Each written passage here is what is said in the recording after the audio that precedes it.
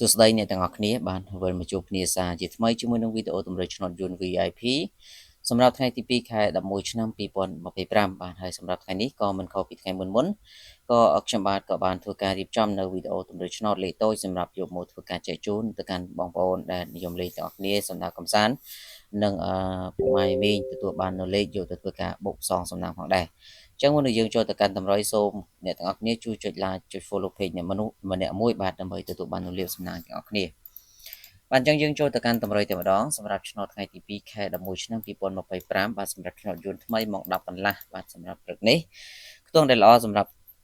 អ្នកទាំងអស់គ្នាយកទៅធ្វើការអូសផ្សងសំណាងគឺខ្ទង់60និងសូមធ្វើការមកខ្ទង់ទៀតគឺយើងអូសខ្ទង់7បាទខ្ទង់40បាទអធិស្ឋានខ្ទង់60និងខ្ទង់40បាទចំពោះខ្ទង់60នេះសូមធ្វើការបុក869បាទលេខនៅពួក ABCD ចំពោះខ្ទង់40វិញគឺយើងធ្វើការបុកប៉ុស ABCD 42 43បាទសម្រាប់ម៉ោង1កន្លះថ្ងៃនេះក៏យើងនៅតែបន្តចែកជូនទៅកាន់បងប្អូននៅតម្រុយលេខ VIP បាទសម្រាប់អ្នកដែលចង់បានលេខបងប្អូនសូមធ្វើការឆាតចូលពេកទាំងអស់គ្នា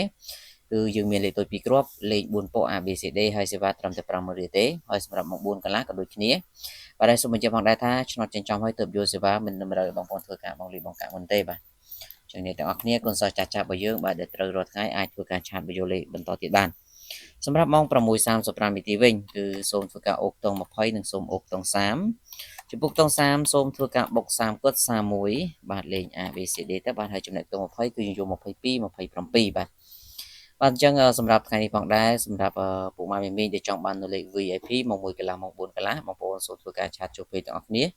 បងប្អូននឹងទទួលបាននៅលេខសំណាងពិសេសតែម្ដងសម្រាប់យកទៅធ្វើការបូកយកលុយអញ្ចឹងខ្ញុំបាទក៏សូមអរគុណនិងជូនពរសំណាងល្អទាំងអស់គ្នាសូមគោរពលា